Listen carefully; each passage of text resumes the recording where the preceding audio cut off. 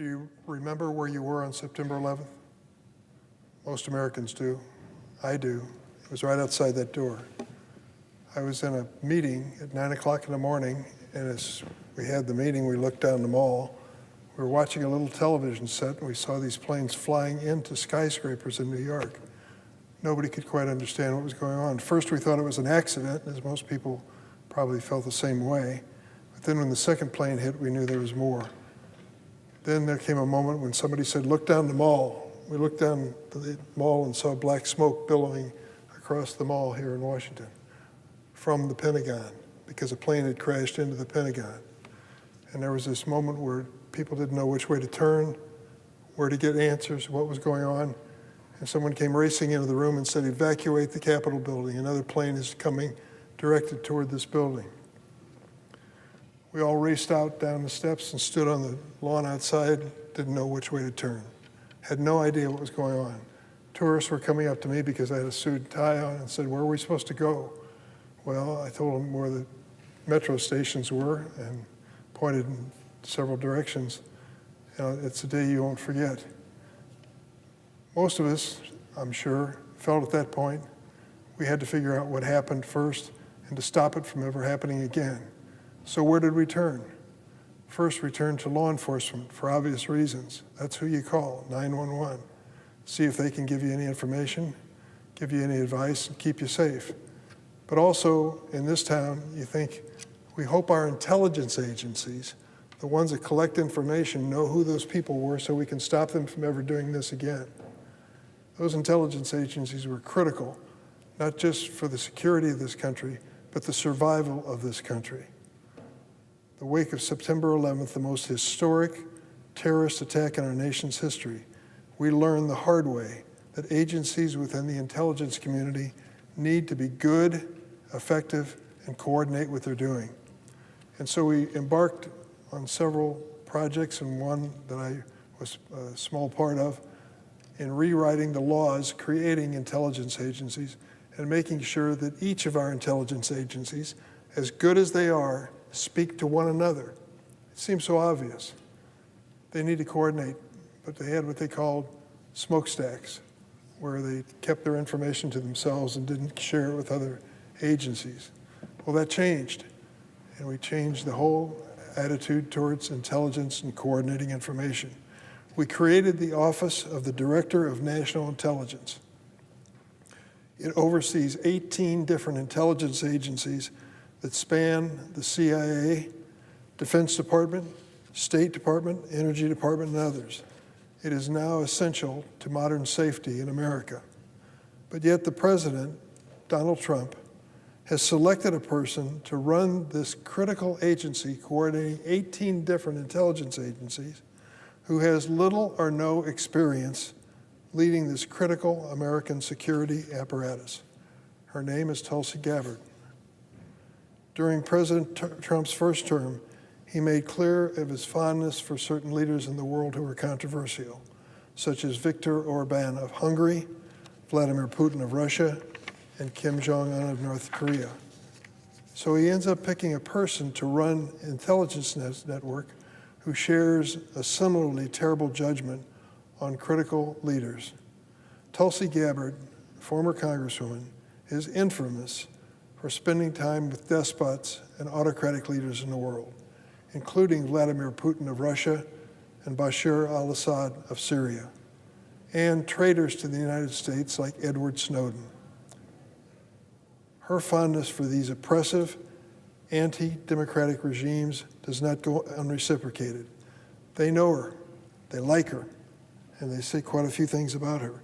Let me show you one of these posters.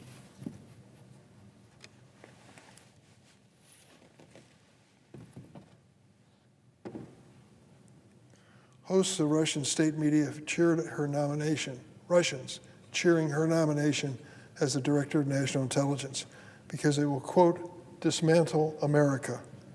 Some on Russian state channels have even referred to her affectionately as their girlfriend. Russian state TV also called her a Russian comrade in Trump's emerging cabinet.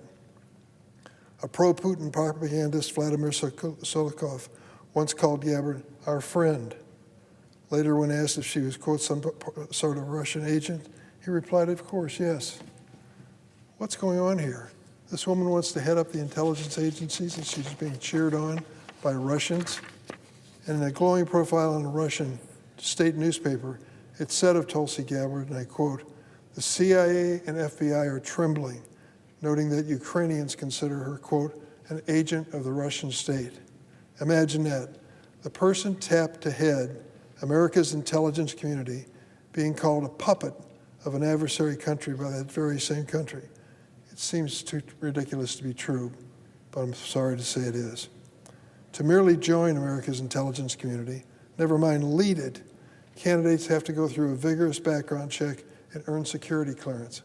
I'll just tell you, based on what she has done since serving in Congress, she could not pass a routine security clearance. If Tulsi Gabbard was applying for the entry-level position, her relationship with Russia alone would disqualify her from the job. Why then would we trust our entire intelligence network to the number one friend of our number one enemy? Why then would we want to put that sort of person in charge?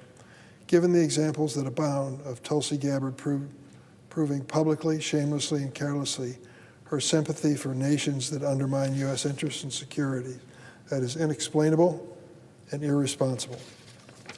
Perhaps this was summed up best by one of her people who worked with her for years. Here's what he had to say, quoted in Atlantic magazine, quote, "She was willing to do or say whatever. It was like she had absolutely no moral compass." And to head up all of our intelligence agencies? It's as controversial as choosing Kash Patel to head up our Federal Bureau of Investigation. No experience which qualifies him, nor does she have any experience either. You see, our allies depend on us as much as we depend on security and to share critical intelligence. Now they're looking at us in disbelief that we would let someone like Tulsi Gabbard, with such an appalling record, anywhere near the leadership of the intelligence community. Intelligence professionals from Canada and the United Kingdom, members of the critical Five Eyes Intelligence Alliance, along with the US, Australia, and New Zealand, have expressed concern about even working with her if she's in charge. In order to keep Americans safe throughout the world, we need to have the trust of our allies and their cooperation.